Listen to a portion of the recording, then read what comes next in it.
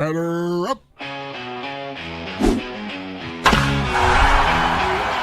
and Chris, they're on the air. Yankees, Mets, they're everywhere. From the Bronx to Queens, the diamond gleams. MLB talk, the ultimate team. MLB is the place to be. Rob and Chris with the pitch you'll see.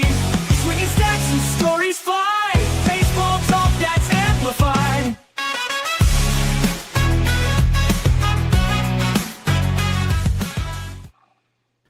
And welcome to a new episode of NYMLB Talk with your hosts Chris and Rob as we cover the Mets, the Yankees, and all things Major League Baseball.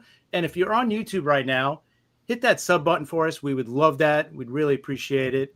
And remember, you could follow us on Twitter/X and also TikTok at NYMLB Talk. Follow Rob at Armorosca. Follow myself at CP7NY. And I got to give a quick shout out to our friend TBK, who made our great intro video for us. It came out so awesome. TBK, man, you are the man. We love you. Thank you very much. Rob, and we got some special guests tonight. We got like everything going on tonight. Yeah, tonight's a big night. Listen, everyone, I know we got all our Met fans out there. So we have former Mets manager Mickey Callaway and the return of Scott, the Motor City Madman Morganroth from last week. And this is his third appearance. Everybody loves Scott, and we're ready for a big show. Thanks for coming on, guys. Absolutely. Thanks for having us. Oh, you're welcome, Motor City Mad Mouth. Look at the hat. Really? Seriously? Really? Madman? That's all. I said Madman. I'm sorry. I keep saying Madman, Mad Mouth. Both work, Rob. He's not a That's all good, man. But anyway, thanks for coming back on, Scott. It's a pleasure to have Mickey. Scott, I've been doing a show the past couple of weeks on Scott's network with Mickey and a bunch of other people. It's great Monday night show. And right now, guys, our numbers are going up. So let's get started. Mickey, thanks for coming on. I have a bunch of questions from listeners, but I just wanted to start you off by saying you've done something not a lot of people have done. You've had a winning record as a New York Mets manager. Your record with the Mets is 163 wins and 161 losses. So listen, not a lot of Mets managers have been there. So yeah, no, I appreciate it. No, I appreciate you guys having me on. It's been fun doing our thing with Scott, and then to get to come on here is a great time. I love sitting around and talking about baseball, so I'll be glad to come on anytime you want. And as far as winning record with the Mets, my time there was spectacular. I loved it. And, the players played good in that second half of my second year. So I'll attribute it to that. I think we had the best record in the National League that second half, and they played tremendously. Yeah, well, that 2019 season was great. I loved it. And let's get to that right away. And you probably know what I'm going to ask. Pete Alonso's rookie year. I mean, what a year. What did you think in spring training that year about Pete? Did you have any clue that he was going to break the rookie home run record and be the rookie of the year? No, we didn't, right? We were just kind of evaluating him in spring. Obviously, we heard about the great power, the powerful swing that he has. We were worried about his defense a little bit. But the one thing that stands out in that spring training for me was Pete Alonso worked harder than anybody I've ever seen at defense.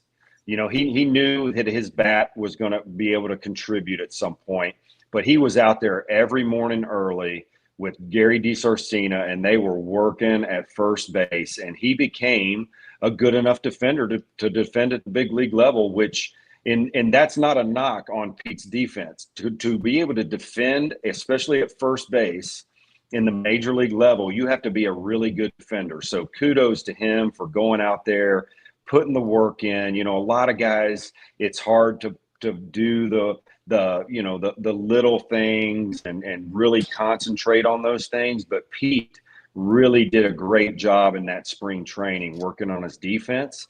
And when it came time to make our roster, obviously we knew the bat was good. His defense had improved so much that we weren't scared to put him on the team. Yeah, and it's only gotten better. I mean, seeing him in recent years, what do you think about his play at first base now compared to his rookie year?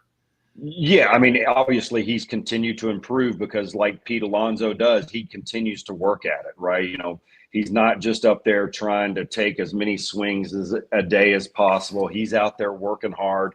I know he is. I have such a great, feeling for Pete because, he was just a guy that was a rookie, one of the best rookies ever, one of the best rookie seasons ever when I was managing him. And, there's a special place in my heart for Pete. So, I know that he's done everything he can to improve as much as he possibly can. So I'm really loving the way he's playing defense, and it's been great.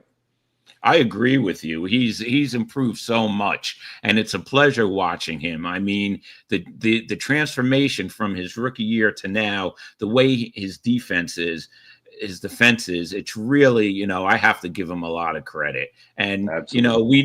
we know he's going to opt out of the contract. And I just hope that the Mets pay him and he's a Met for life, because we know he wants to be a Met for life. The fans want him to be a Met for life. And, I think Steve Cohen wants him to be a Met for life too. So hopefully they can work it out after this season. Yeah, absolutely, Rob. And if I could say one thing, knowing Pete and knowing how much he loves playing in New York, a lot of free agents will say, "Oh yeah, I want to spend the rest of my life there, the rest of my career just to get the payday." And that's not Pete. He really loves playing there. I think everybody can see that, and he takes it very serious. And there's no doubt he wants to stay a Met for life. Yeah, I agree. And that pitching staff you had, I mean, you had the Grom, Wheeler, you had Syndergaard, you had Matt Harvey for a little while, but he wasn't the Matt Harvey that we Matz was were there too, used right? to. Yeah, he was there, and Lugo too. Seth Lugo was right. there. We had a tremendous pitching staff. The one thing that we struggled with, even though we won 86 games, was the back of our bullpen. Yeah. Right, we had a tough time closing out games, and we had one of the best closers in baseball, who's obviously the best right now, in my opinion, if you look at the numbers. But Edwin, for whatever reason, gave up some homers in the ninth that year. I think, I don't know, what was it, 13 or 19 homers in the ninth inning. It was just out of character for him. I would have loved to see the Edwin Diaz today, and that. That won 96, close to 100 games. Yeah, I agree. I guess he had to get used to New York. It's not easy coming here. It really isn't.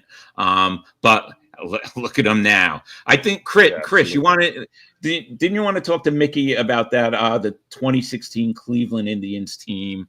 Yes, listen, you guys went to the World Series. That must have been great. I mean, you could tell us about that. But also, I was looking back on the roster. He had Lindor in his second season, right? You also had Jose Ramirez. That's two future Hall of Famers. And then on the pitching side, you had Kluber as the ace, obviously. And then you had a couple other guys, right? You had Carrasco. Right, Trevor Bauer. Yeah, Trevor Bauer. Right, who unfortunately we heard about it last few years. Tell us about that team and that experience in 2016.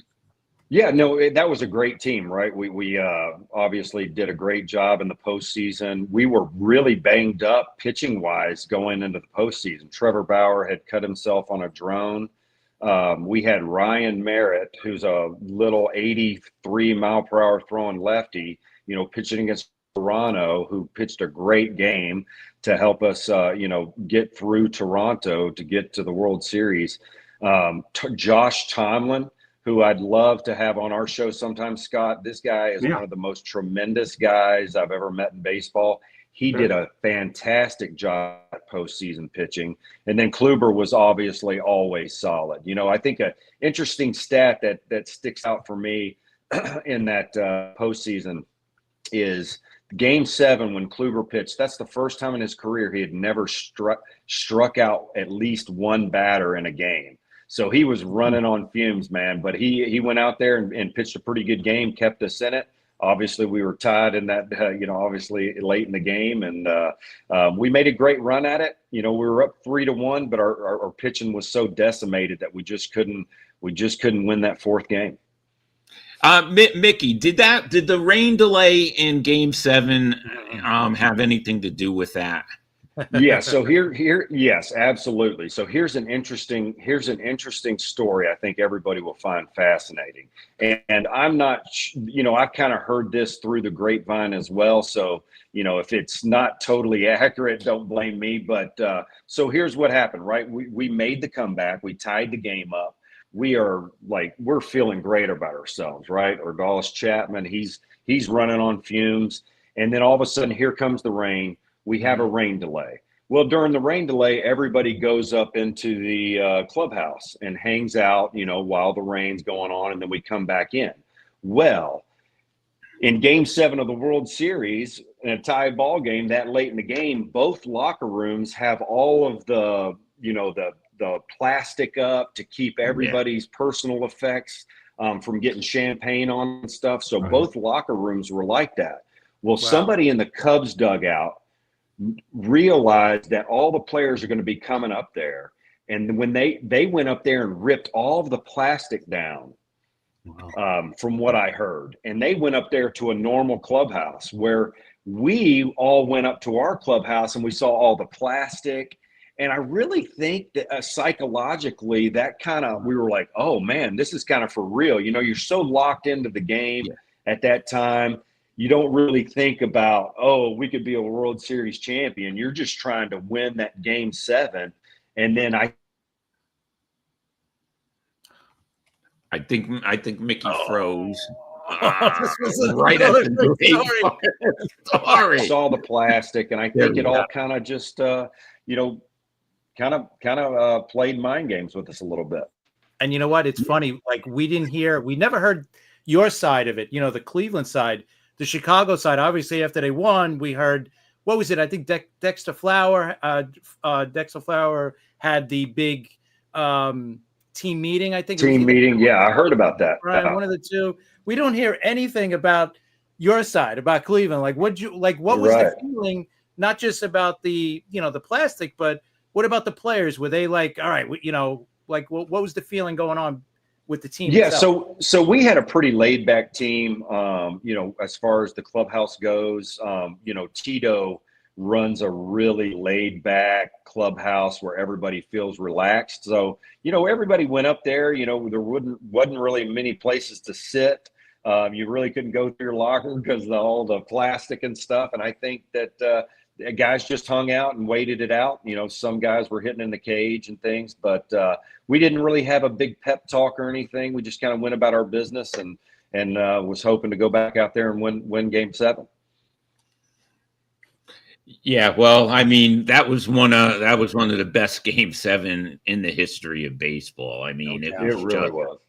And finally, one of those teams were going to win a World Series after all those years. Yeah, and had to lose, but Yeah, and there at one point I thought Cleveland was going to win, and everybody else thought that too. I mean, it was just that close. What a series! That was a great series. But real quick, getting back to the Mets, someone wanted me to ask you this question: how was it working for or with the Wilpons? I've gotten like 8 people that wanted to know. Yeah, you know what? I loved Jeff and Fred. We got along great. Obviously, they hired me, right, when I was in my interview. Excuse me. When I was in my interview, obviously, they were part of it. And I got to sit down with Fred after my interview for dinner. And, I will always be grateful to them for giving me a chance to manage in the big leagues. And I will say this, a lot of the stuff that I even read in the press about the Wilpons was not very accurate. I think they were always trying to put a winning team up there. Obviously, you had all the Bernie Madoff stuff that put them in a bind back in the day. But I think for the most part, they were trying to make real good baseball decisions and make business decisions. If you look at their ownership as a business, they succeeded greatly for what they paid and then what they sold it for, right? Right. So they did a great job. I realize a lot of fans were mad that they weren't spending the kind of money that the Yankees do, et cetera, but they really were trying to spend money wisely and we spent some money. It's not like we were last in the league in, payroll. But they were trying to win, right? And the formula was just a little bit elusive for them during their tenure as owners. For a myriad of reasons, right? So I really have a really good place in my heart for them for giving me the opportunity to be able to manage at the major league level. That's good to hear. Now, Scott, one of the reasons you guys are on tonight is to introduce to everyone your new show with Mickey on Saturday mornings. You want to tell us a little about that? Absolutely. It's called Talking Baseball. We do it from 9 to 10 o'clock p.m. Eastern time. Mickey and I have talked about doing it for a while, but we had to get him going. Start him off at 186 baseball talk, so I got used to the format. And then once I saw he's ready for us to do our own thing, that's exactly what we proceeded to do. So we're on target for what we were looking to do.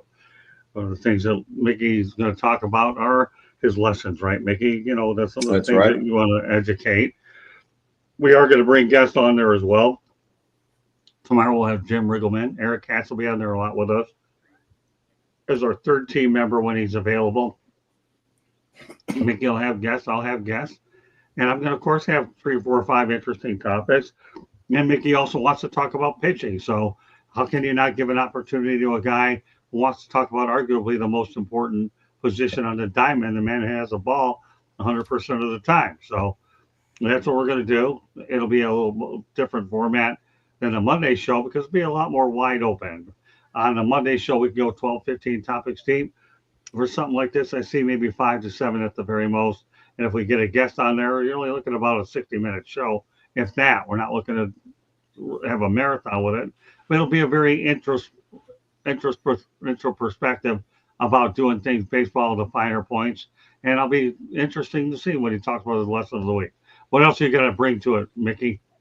I really am excited about all of the guests that we're going to be able to have, right? I mean, I obviously got to play and coach with a lot of players and coaches throughout my tenure in Major League Baseball, and we're going to have some exciting guests. We're going to have Jim Riggleman on, who's been in Major League Baseball for 40 years, and he's one of the smartest baseball men around. So to have a guy like him on our amazing. And then we'll get into some players and other coaches at some point. Rob, you might like this. I'd like to have my whole coaching staff from 2018 and 2019 on the show and kind of do a little round the horn. And I think that would be awesome. And, I think we can just have fun with it. We're going to talk to great baseball people, and people are going to learn a lot about baseball and a lot about the personal lives of some guys that they might, admire because they were in baseball and get to know them on a personal level, which I think is fantastic. And everybody should get to do that from time to time. Yeah, it sounds great. Well, that's the whole thing. There's one thing you talk about their career, but one of the criteria is I like to know what the person does after the career, not so much during it, because, the career has a limited window. It really is. Absolutely. What have you done afterwards? How'd you get to where you are? What are you looking to do later? I mean, baseball has a shelf life. It really does. It's not a game that you play 35, 40, 50 years. You could be in the game that long, but doing different things, player, broadcaster, coach, whatever. And as time goes on and the show develops, the reason why it take a little bit longer to have our second episode is one to make sure we lined up the necessary audio providers and we feel we have enough in place to go ahead and have a show all the time. Because if you're not available to watch a video, what's to say you can't watch it anyplace else? Whether you have your, I don't know, what do they call it? Those things that you put out, Sony Walkmans, or is that old now? Yeah, that's probably old. Supposed to show you how up to date I am with technology. But whether you have a headset wearing it somewhere, or you're in the airport, you're on your bike, subway, car, whatever, you'll be able to have a chance listen to it many different ways. Yeah, I guess it shows you how old I am with a Sony Walkman. Let alone, I want to get back to like your not just your playing days, but also when you were a manager. This was one of the questions a bunch of people came to me with that they wanted me to ask was when you were a player and your team was slumping, and unfortunately we've seen the Mets and the Yankees have prolonged slumps this year. What were some of the methods that your manager or managers did to kind of spark the team? And also, what did you do with your team when you were managing the Mets to kind of spark the team and get them out of their slump?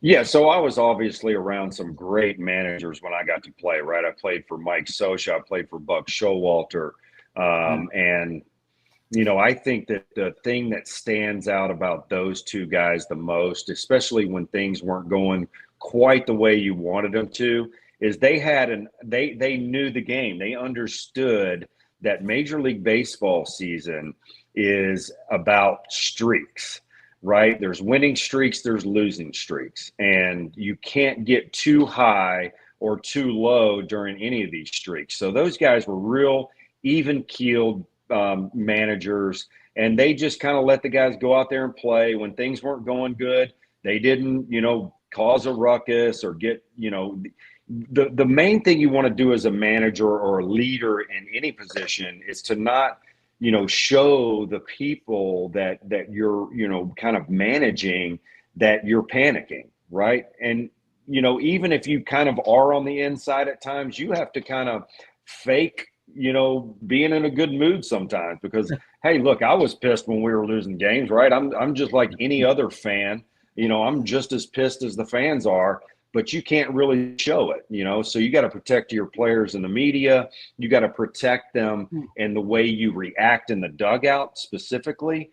Buck Showalter and Mike Scioscia were amazing at that. And I really learned that trait from them. And I was very even keeled no matter what was happening. I tried to stay calm. And I understand how hard this game is. So when things are going good or especially when things are going bad, you got to remain calm and just look like the patient leader that you need to be to get the best out of your players. And I thought we did a pretty good job at getting the best out of some of our players. So then let me ask you a question. I haven't asked it to you yet on our show, but I'll ask it to you on this one because I know that it'll come up at some point. How often did you get ejected from games?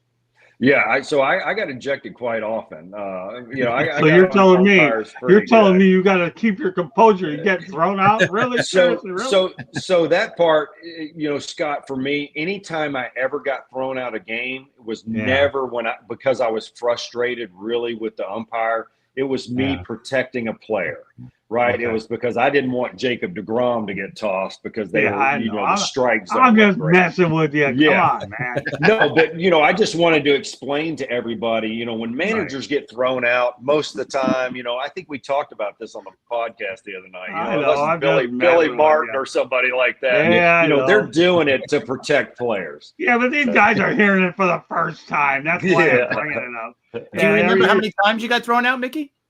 I got thrown out. Oh, let's see. I know I at least got thrown out once every year, even as a pitching coach, which not, that's not something to be too proud of. But I think I got thrown out maybe 4 times as a manager in 2 years.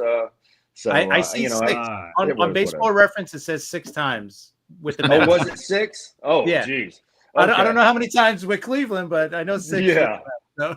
At least once a year with Cleveland. Yeah, these guys live on computers. They research this stuff on the fly. Yeah. They do what Candy does. She goes out there and researches this stuff on the fly. Yeah, I know when I threw that thing there and I brought up all those managers and everybody was so easy. And I say, yeah, okay. About 99% of the ones that blah, blah, blah, then 1%. And then we already reeled off, 2 or 3, like Bobby Cox, Billy Martin, and Earl Weaver. Okay, I don't. Those guys were like once every 3 or 4 days. I'm just messing with you, anyways.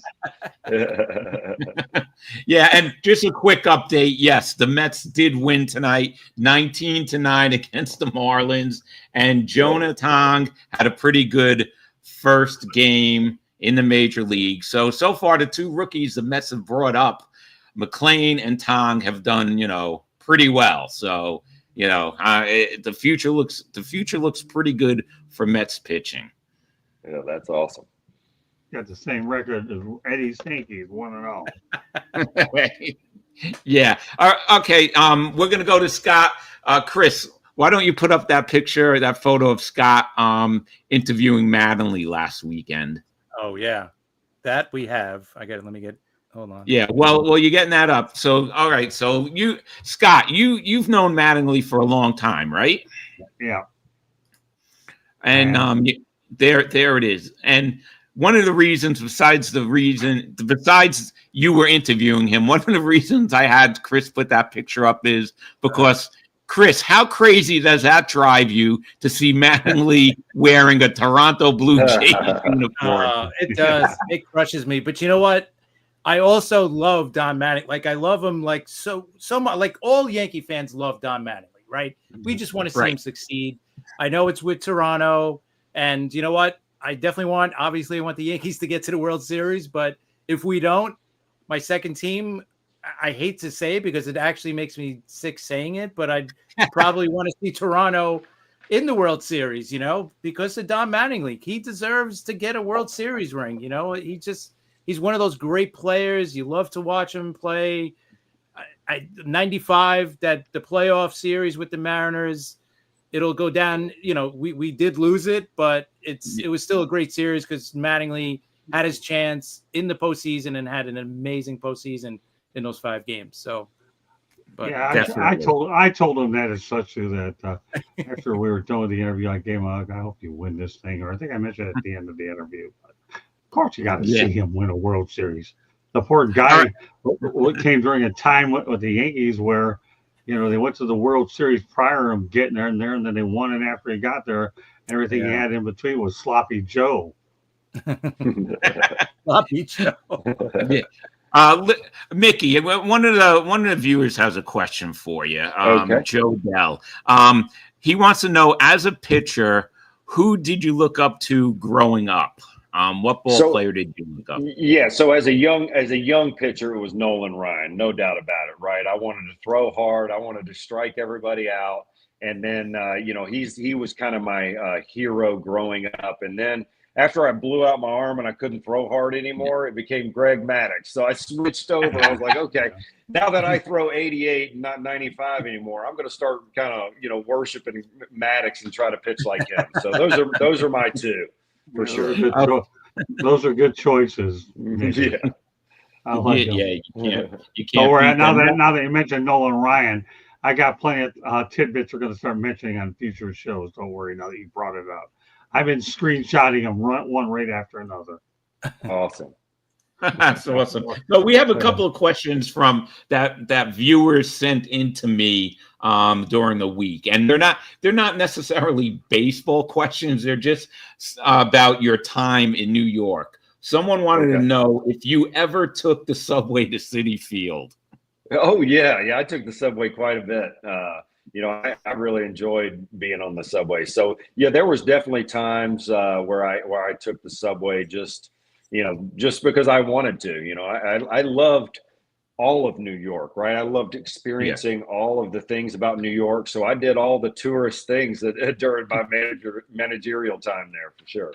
Any interesting any train ride stories you could tell us? No, other than the characters that are on there. No super exciting ones, thank goodness. Well, so let me ask you, how many people recognized you when you were on the subway? Well, so Scott, when I first started managing there, I lived on the Upper East Side, and that was pretty tough. I would walk down the street, and people would recognize me. So when I'd go to eat breakfast or whatever, so very quickly, about within 3 months, I moved over to Williamsburg, where it's a little more artsy. And nobody knew who I was, so I could freely go wherever I wanted, and kind of have some peace. But it was. I loved living in both places, but Williamsburg was amazing. I love that area over there. Oh yeah, it is. Chris knows Williamsburg very well, right, Chris? Big difference from what it was 20, 30 years ago. But yeah, that's what I heard. Yeah. But yeah, They it's totally also- different now. But it's definitely a cool place to live now. As a follow-up, Mickey, that someone wanted to know what your favorite place to eat. What was your favorite restaurant or place to eat in New York? Oh man, there were so many. There was a little place, a little Cuban place in Williamsburg. Oh, the name of it is kind of elusive to me right now, but it was an amazing little. It was kind of like a little dive bar / restaurant, and their food was amazing. So that would have been it. But my favorite place or thing to do, I would always go to the Carnegie Club and smoke cigars and listen to the Frank Sinatra impersonator. His name is Steve Maglio. I got to know him pretty good. Yes. And it was, I mean, if you get to go, if you have never been there and you're in New York, you have to go. He is amazing. He sounds just like Sinatra. The atmosphere at the Carnegie Club is amazing. You just sit there, you smoke a cigar, have a drink, and listen to him. I think he's got a 12-piece orchestra behind him or something. It's just amazing. So I did that quite a bit whenever I could on a Saturday night. All right. Well, all the time you played and also managed, what was your favorite city or stadium that you played in or coached in? Yeah, I have to say Citi Field just because, I mean, obviously I got to manage there. And that is a beautiful, beautiful ballpark. I mean, that is one of the most beautiful ballparks. You sit there, you get to walk around. I heard the food is amazing at Citi as well. So, yeah, that would definitely be my favorite ballpark. I really loved the old Yankee Stadium back in the day when I was playing. I loved going and visiting there. West Coast, I'd have to say for whatever reason, and maybe because I had a decent game that I pitched there, I loved pitching and playing in Seattle.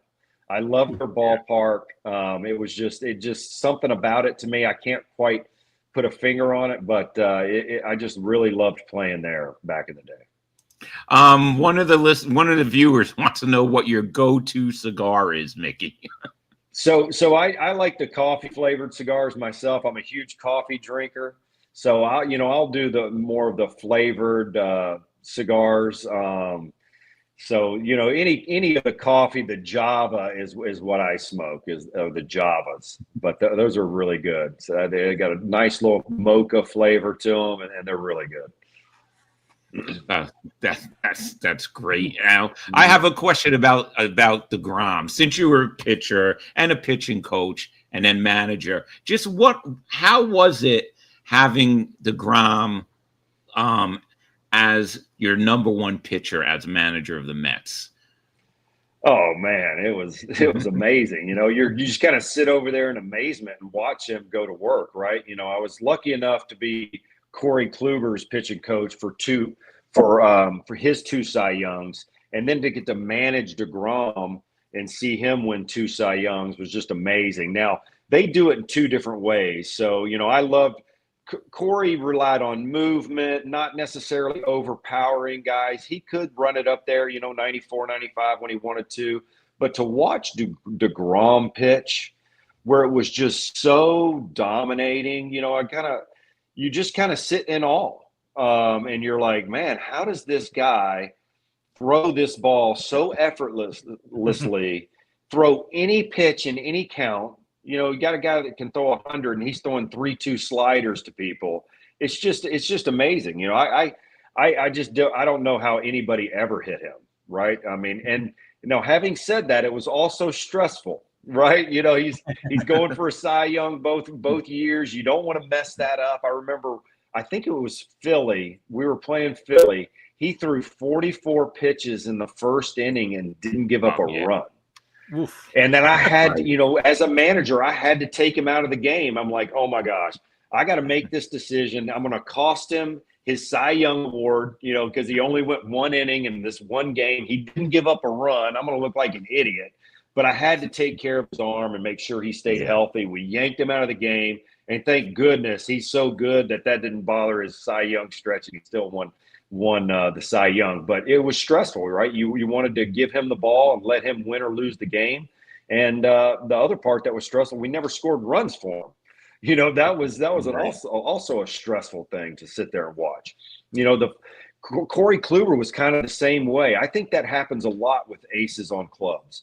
Is for whatever reason, I don't know if the hitters or whatever relax a little bit before the game, or we got Jacob on the mound tonight, we don't have to score a bunch of runs. I don't know what it is, right. But when the ace is out there, it's tough to score runs for some reason. Interesting. The confidence. Yeah, right? That is interesting. I'll tell you, that does. Yeah, I don't know if it's just a lackadaisical, approach because they know that we don't have to score 7 runs tonight to win or what. But for whatever reason, we really struggled scoring runs for Corey Kluber and Jacob and those Cy Young award winning. Yeah. Rob asked you about Pete Alonso in his rookie year. The year before, you had Reyes and David Wright at the end of their career. So yes. How was that? How was that seeing like 2, all right, maybe not Hall of Famers, but obviously Met legends? How was that coaching them at the end? Yeah, you know what? I think Mickey froze again. Yeah, Mickey actually was the manager for David Wright's last game. That he send off the right way. So that was awesome. But I really enjoyed being around those guys. Obviously, I got to see them play in their heyday when I was coaching and when I was playing. So to see guys that really performed well, especially in New York, that's a special thing. So those guys are always going to be special in Mets lore for sure because of the numbers that they put up. And they're great guys to be around. Jose has this infectious just smile all the time. He's just loving life and is just that, kind of solid, everyday leader. So that was really great. Lindor is now too, right? Would you compare him to Lindor? Yeah, Lindor is an amazing leader. Even when he was a rookie in Cleveland, he was doing a great job at helping lead some of our players. So he was born to lead. He takes pride in leading and he has fun, right? He's got the big smile going. Yep. He's good buddies with Jose Reyes, I believe. And they that's the way they play. They go out there and they have fun and they play. So it's great to be around him as well. Yeah, and the Mets go as Lindor goes. When Lindor's hitting, the team is hitting. When Lindor's slumping, the team goes into a slump. That's just the way it's been. But he's another player who got off to a slow start in New York. Which, Chris, how many players have we seen get off to slow starts in New York? Right. Yep. Especially guys that are replacing the star players from before. Like I always go back to Didi Gregorius, right? He came in, he was the guy after Derek Jeter. And let me tell you something, his first month was horrendous, making errors, mental errors, running the base, just awful. And then it just clicked. He finally said, hey, I'm never going to be Derek Jeter. No one's going to be that guy. I just got to be myself and play my game. And eventually he became one of the more popular players we've had over the last 10 years. Easily, right? We love Didi. So, but it was a bad start because I'm sure the pressure was there. And even talking about Mattingly, after Mattingly left, Tina Martinez was being booed at Yankee Stadium the first couple of months. He'll tell you that. That was bad and it wasn't his fault, obviously. I mean, he didn't kick Don Mattingly out. Mattingly, unfortunately, it just ended up, he retired. They traded for Tina Martinez. And then again, Tina Martinez, once he gets past those first couple of months, look what Tino became. Now his numbers retired. They go on to win the World Series a bunch of times and everything is great, so yeah. Yeah, it happens. It happens a lot. Now, last week we talked to Scott about a Mets legend, okay? And his name is Jay Horowitz. And Jay Horowitz has a special place in my heart because when I was a kid, he actually let me interview some of the 85 Mets. He let me interview Davey Johnson and Elster and a bunch of them. So he was really good to me. And we know he's a character. How was your interactions with Jay, Mickey? Oh, he's the best, right? He is, like you said, he's a character. He's one of the kindest, Yes. biggest hearted guys you'll ever see. And I never ran across one person that didn't love everything about Jay Horowitz. He's just an absolute legend around the clubhouse, and he's just a joy to be around. So my interactions with him were always spectacular. He is just a great, kind-hearted human being. Yeah, he just celebrated his 80th birthday, by the way. Yeah, I saw it. Yeah. I saw what they had in the clubhouse for him. Yeah, he's the man. I mean, he didn't have to do that for me. I was just a kid with a Is microphone. he still working with the Mets, or is he retired? He's semi working with them, Chris. I think I think what he's doing is handling the history is what the other Mets. He is. But he's pretty much, anytime you're handling the history of an organization, they're pretty much giving you an office to stick around and hang out. Gotcha. And do something else. That's all it really is. But hey, he deserves to be there as long as he wants. Anyhow, I've dealt with people like that over the years, like Lee Remmel of the Green Bay Packers, Bill Keenis of the Detroit Lions, Harvey Green of the Dolphins. So when their PR days go, they create a position for them in the history, and then they just hang out, and they have a place to go. That's all. He'll have a position there as long as he wants one, for sure. Exactly. Oh, yeah. Yeah, no doubt. I mean, he's just the best. Yeah, he when the Mets brought back Old Timers Day and the Old Timers game a couple of years ago, he actually was in charge of it, and Lee Mazzilli helped him out a lot. So, what a great guy. Now, Mickey, was Tom Seaver sick? I think he was already sick when you were managing the Mets, right? And he really didn't. Yeah, he was. He was kind of recluse at that time, just staying to himself and wasn't getting out of the house much. I think we got to see some of his family members or whatever from time to time. But yeah, unfortunately, Terrific Tom didn't get to come out there when I was managing. I would have loved to have just get to shake his hand. I mean, what a freaking legend that guy is. Yeah. Oh yeah. Hey, the franchise. Yeah. Did you ever get to meet him, or you never got to meet him at all? No, I didn't get to meet him, unfortunately. Oh, okay. Well, he was the Mets. Exactly. Yeah. Mickey, definitely before we go, we got to talk about your baseball camp that you have. Okay. Oh yeah. I'm going to post a photo of it. You could just talk about it. Yeah. So what I'm doing right now is I'm teaching a lot of pitching lessons to kids of all ages, all the way from 10 years old to guys that are in pro ball trying to get back to the big leagues. I've got quite a few of those guys that are really on the verge of getting back up to the big leagues. We're working on their mechanics, the way they use their body. So I just really enjoy teaching the game, especially pitching, and I'm really loving life. So I'm taking clients from out of town.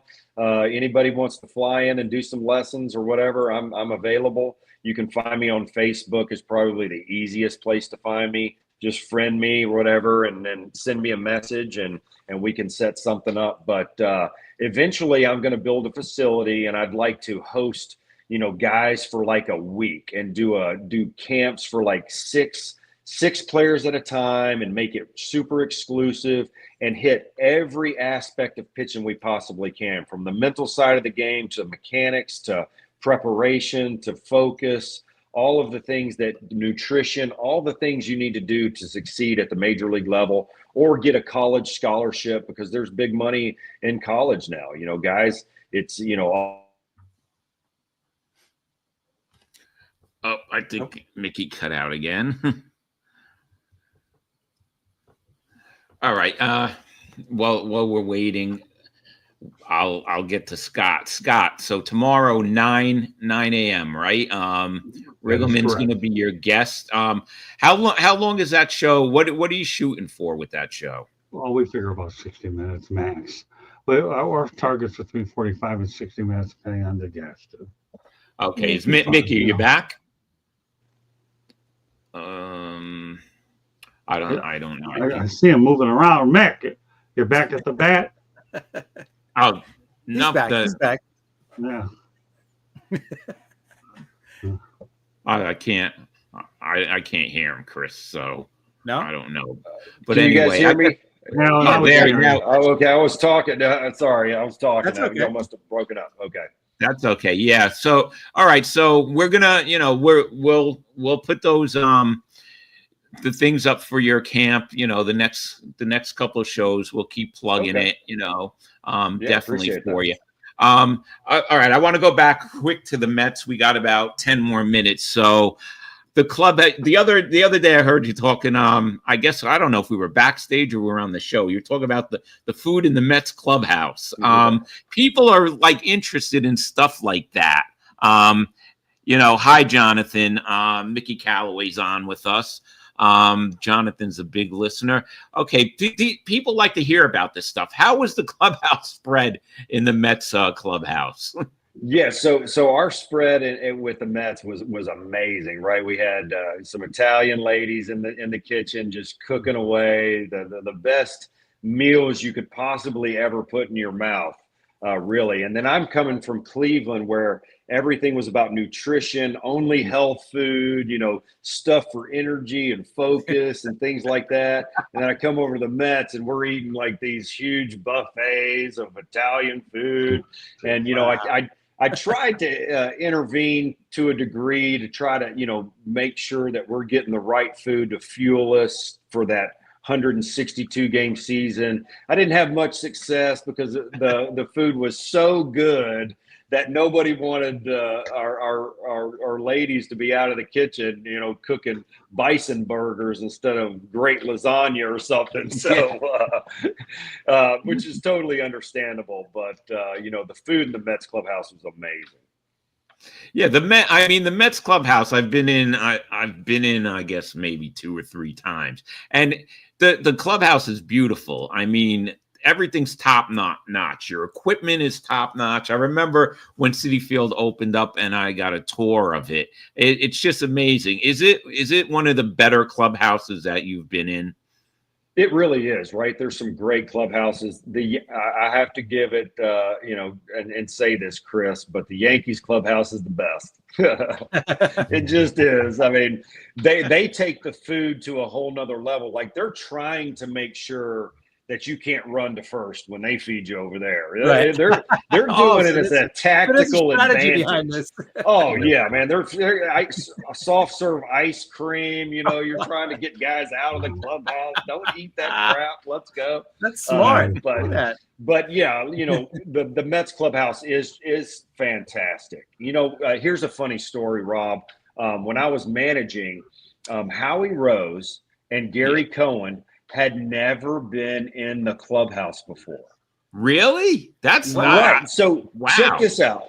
Well, they had been in the clubhouse, as a reporter, but they hadn't been like behind the scenes in the weight room and the training area and the medical area and stuff. So I'm talking to them in my office like we do before every game. We're just kind of, BSing and talking baseball. And they were like, you know what? We've never seen the weight room. We've never seen the training room. And I was like, right then, I just marched them down the hall and kind of showed them, everything. I got in a little bit of trouble for that. For whatever reason, somebody didn't want them seeing all the backstage stuff, which was kind of crazy to me. I was like, this is ridiculous. They're talking about our players every single day. They need to know how our players train, how they eat. They're talking about them on the radio and TV. They need to know this kind of stuff and how prepared that we are. That's part of what they need to know. That is very weird. I don't know I don't know if that was the Wilpons or what, but I got a little talking to after I did that. Yeah, it is weird because being a season ticket holder, the first when Citi Field opened up, they showed us everything, so we were back there. Right? Yeah. So I was back there before Gary Cohen and Howie. Yeah, isn't that crazy? That is crazy. That really is crazy. But all right, listen, Mickey, Chris is going to ask you a question that we ask every guest the first time they're on the show. So go ahead, Chris. Ask Mickey our question. Okay. Yeah, we asked Scott the last time. If you were named commissioner of baseball, what changes would you make to the game? Ooh, that's a tough one. Revert all the stuff that's been happening to it back to normal from 20 years ago. Great. I would definitely do something like that. No pitch clock, no extra runner. All that stuff. I mean, I don't like any of that stuff, but I understand why they do it to speed up the game. It's made the game more popular for some of the younger fans, I guess. But for me, I would go back to having the two leagues. Let's get rid of the DH in the National League. Let the pitchers hit. That's baseball to me. I love being, I always played in the American League for American League teams. My major league debut was in a National League stadium, and I got to hit. I went 2 for 3, got a win pitching. And I was like, this is the greatest thing ever. I haven't hit since high school. I love this. And then I got to manage in the National League. Was that the last year that they had the DH? Was the year I managed? Or was it 2020? It was right before COVID, right? No, it was at did they have the DH during COVID? I'm trying to think. I think I managed the last year that we had that pitchers hit. Was it 21? In 19. Yeah. I think it was 19. Was it 19? Yeah, 2020 was the COVID season. Right. The DH was during COVID, right? I think the DH was during COVID. Yeah, but anyway, I would take it back to that for sure. And you know what? I would lower the ticket prices. Let's get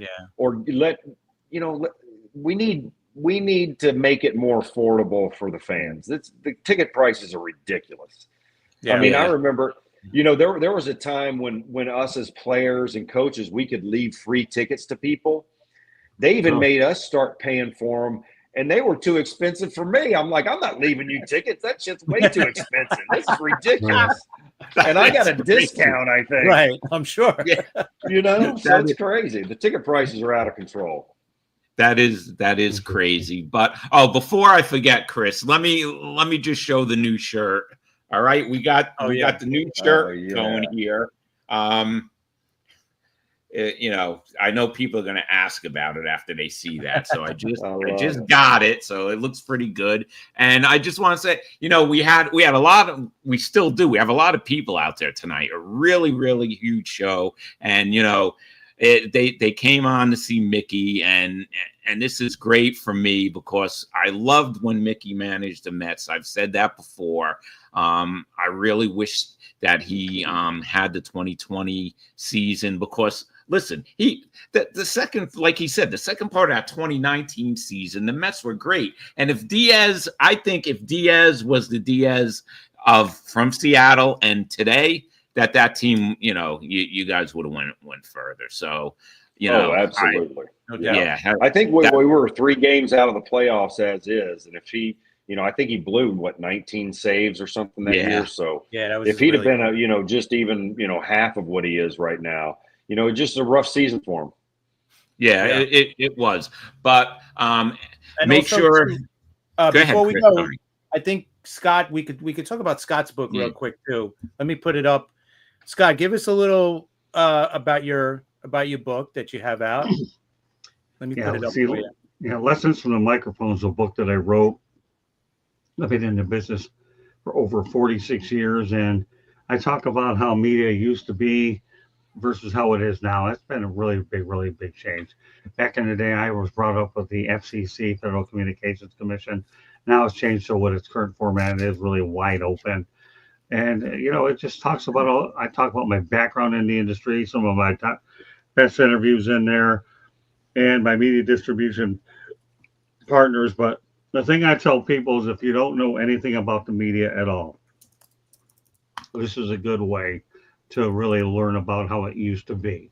It really should be how it used to be. And nowadays, it's just radically changed. And you can learn from anybody, whether you've met them in person or not in person. And I think that I've learned so many different things just by experiences in the field. So, old school media, again, you're talking terrestrial radio, regular print newspaper, things along those lines. Nowadays, everything's done digitally or / electronically. And now you do podcasts. Before, nobody knew what a podcast was. So it's just a different animal. It really is. Now anybody can do, you have a microphone and a computer, anybody can do it. But back in the day, you had to, not only did you have to have a good education for the most part, but you had to know a lot of people. It's just so much differently. It doesn't mean that every person is going to credential you at all. If you have a good body of work. And I'm thankful for my platform, the South Florida Tribune, that we do both print. Well, we don't do print. We're all digital. If you think about what just happened to the Atlanta Journal and Constitution, that by December 31st, they're going to be all digital, and they're cutting the print. And I was able to think way ahead of the game and just say, let's just do all digital now, so I don't have to worry about the expense of editors and all that extra equipment, because people are going to lose money on that anyhow and just rely that way. So that's just how the industry has really changed. And my book talks about before and after is what it does. Yeah. So guys, check out his book, and you could get it on Amazon. Go on, check it out, and, get the book if you want to read about, old time till today broadcasting. Great book. We appreciate everybody out there. You guys stick with us for the whole show, which, let me tell you, like I've said before, that's rare. I mean, everyone they just stayed on for the whole show. They always stay on for the whole show. That's pretty awesome. And yeah. One more thing, I just want to put up our friend TBK, who made up our intro video for us that we seen. He's the guy that did it. If you guys want, if you want any logos done, any kind of intro videos, outro videos, something like that, he's a guy to definitely check out. Hit him up on Facebook and on Instagram as well. Really nice guy, great guy. He'll work with you and get you everything you need. So definitely look him up, but we definitely appreciate what he's done for us. Well, not only that, he's going to be joining us on Wednesday's edition of the Sports Exchange as well. So I'm looking forward to having him on every Wednesday. If he wants to come on every Wednesday, we're going to make it fun for this guy. So we'll give Ryan some fun. He seems like a pretty personable guy, and we're looking forward to having we have him, Chris, and the rest of our group, and it's a good show. One of these days, Mickey, I'll get you on that show. That's ezy for you at 9 o'clock. I mean, no way you can screw that one up with your time. That's right. No, I'm just kidding with him. I can get around, but no, I mean, let's face it, he has to travel quite a bit from his lessons where it is. I know it'll be a much different setup 6 months from now when he's got it all on site, for sure. So more power to him. You have to make the best of it now, but down the road it gets easier for him. And I like to kibitz around with him anyway, because we do. We're in touch. Him and I are in touch every day. Like any guy who's the publisher / owner of a platform, and I'm bringing him on as my skipper that I could talk about baseball with. I think it's fun having him on and having you guys contribute as well. All right, Mickey, Scott, give us your World Series prediction right now on what are we, August 29th? I know it's hard. The American League is wide open. Yeah. The National League really tough. I don't know myself, so. You got to give him a couple more weeks, Chris, because you know what? I'll give you who I want to win. I Okay. wouldn't mind seeing Toronto. I've got some really good friends running that franchise over there, and I like their team. I think they have a really good chance if they keep on playing well. And you know what? You can't count out the Brewers. I mean, they're playing so good. Really, I think they're playing just tonight. They have fun. They remind me of our team in 2002 when we won a World Series with the Angels. That's right. Not too big of names, but they play together as a team. And they got their kid coming back, Jackson Churio coming back either this weekend or in the beginning of the week. So that's good. How about you, Scott? All right, I know Scott's American League team he wants. Yeah. But here's my question, Scott. What happens if Detroit plays Milwaukee in the World Series? How's that going to work in the household? Oh, yeah. Same way Judgment and the Lions play the Packers. We're going to be on other ends of the coin, but World Series is different, right? Not necessarily. I mean, the Brewers haven't been there in '82, so I don't worry about it happening anyways. But and I know my wife is watching on Facebook. Yeah, it'll be an interesting situation. Yes. So yeah, well, Tigers obviously.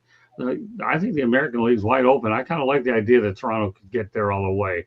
I really do. If the Tigers don't get there, I'm definitely pulling for Toronto, my man Mattingly, so he can win a World Series. If he one wins way or the other. I'll actually shed a tear if Toronto wins it. If Milwaukee does, well, it's only fitting because Uger died. So, it's certainly a great storyline. That's for sure.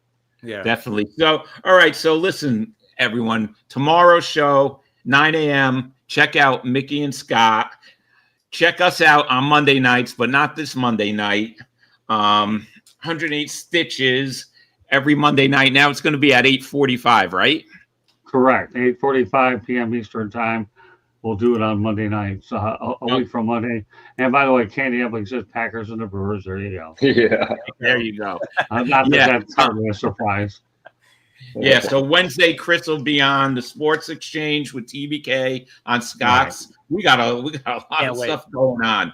Thursday, we have Eric Katz on our show. I'll give you guys a time when we work that out. Wednesday night, well, they're on their show, the Sports Exchange. I'll be in Philadelphia on a Philly show talking Mets and Phillies. And next Friday, we have a huge guest. We have, and we're going to interview him. We actually have a Mets puppet. There he is. Next Friday night, he'll be on the show, and he's going to be screaming Mets, Mets, Mets. So you guys, he's on TikTok. You got to check it out. That's our show next Friday. And Mickey, we thank you, Mickey. Thank you for coming on. Absolutely. Thank you for having me. You have an open invitation. Anytime you want to come on. Yeah. Anytime you want to come on to plug anything or whatever. Yeah. Have me anytime. I love doing it. I'll be glad to get on anytime. I love talking the game. All right, great. And Scott, thank you once again. We'll love having you on the show. Chris, you got anything else? No, I think that's about it. This was probably our most fun show and most informative too. Having, a former major league manager, player, pitching coach. I mean, Mickey's done it all. He gave us some really great stories. Thank you, Mickey. We can't thank you enough, man. We appreciate it. Thanks for having me. I really appreciate it. We appreciate it. And remember, guys, we're off on Monday. No show for us or Scott's show on Monday. Have a great Labor Day weekend, and we'll catch you next week.